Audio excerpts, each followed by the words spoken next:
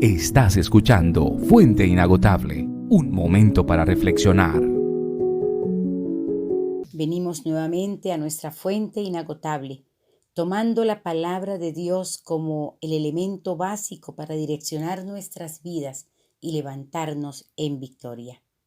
Pero antes pidámosle a Dios su dirección, para que la palabra no termine vacía, sino que haga en nosotros conforme a su voluntad, que es buena, agradable y perfecta.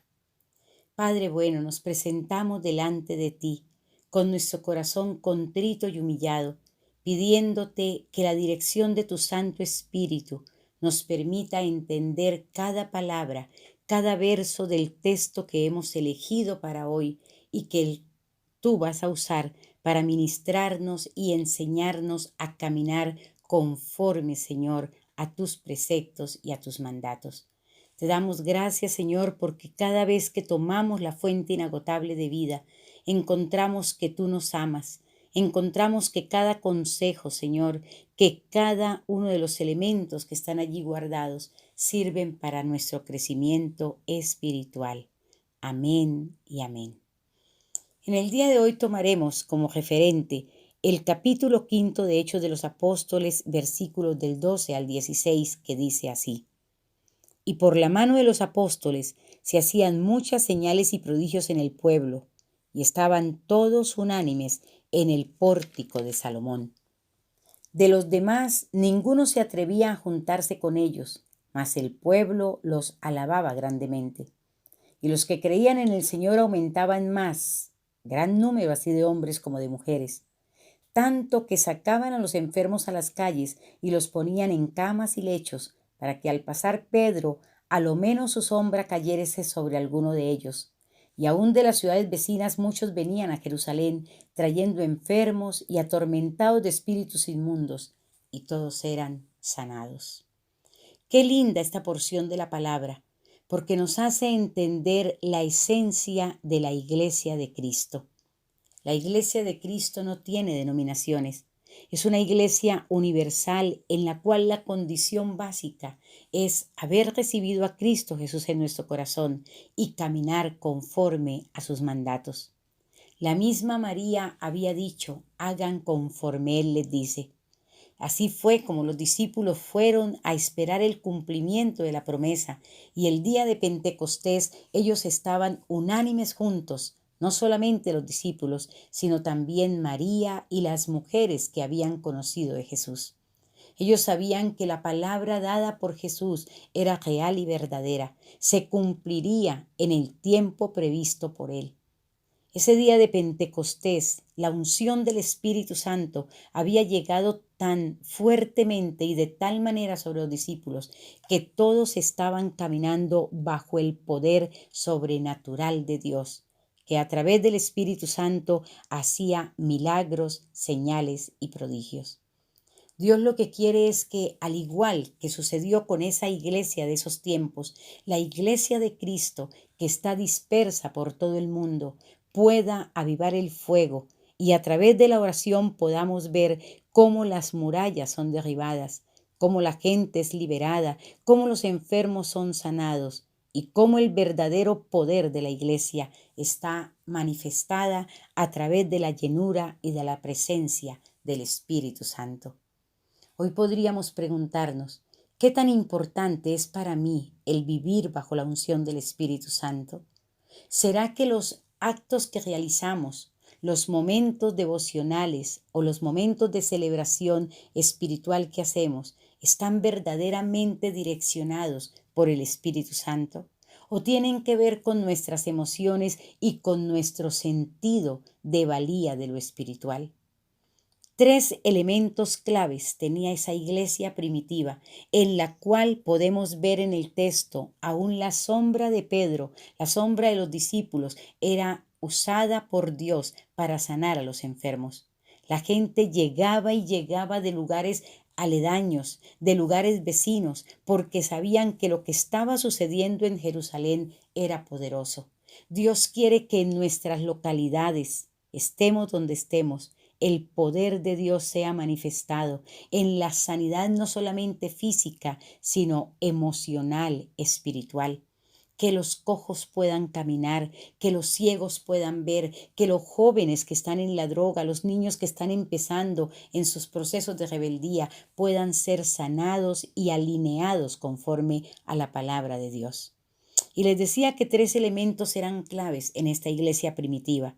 Primero, ellos habían entendido, los discípulos, que el poder del Espíritu Santo era lo único que podía direccionarlos, que lo que ellos hicieran con sus fuerzas no era tan suficiente, o mejor, no era suficiente.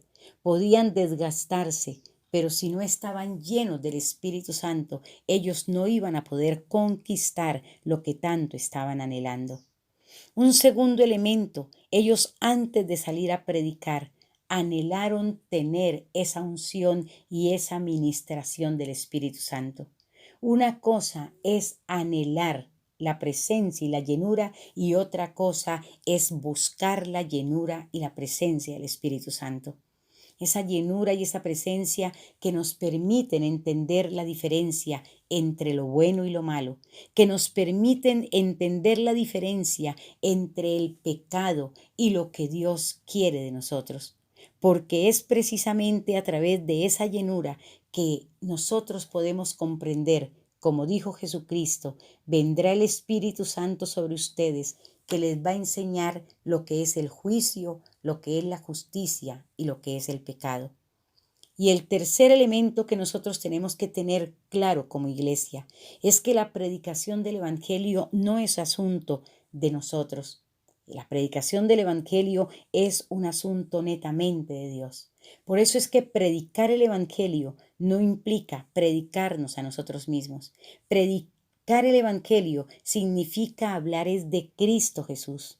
¿Cuál es el mensaje que estamos dando nosotros? ¿Estamos hablando de nosotros mismos o estamos llevando a la gente a entender que realmente es a través del Espíritu Santo que podemos conocer a Cristo? Jesucristo es el autor y consumador de nuestra fe. Jesucristo fue el que murió en la cruz del Calvario para darnos salvación y vida eterna. El único que nos puede enseñar la verdadera adoración a Dios es el Espíritu Santo. No nos equivoquemos en nuestra adoración, no nos equivoquemos en nuestras oraciones. ¿Qué hemos de pedir como conviene? No lo sabemos, pero el Espíritu Santo que está clamando con gemidos indecibles delante del Padre por cada uno de nosotros, por nuestras familias, por nuestras naciones, es el que sabe cómo direccionarnos.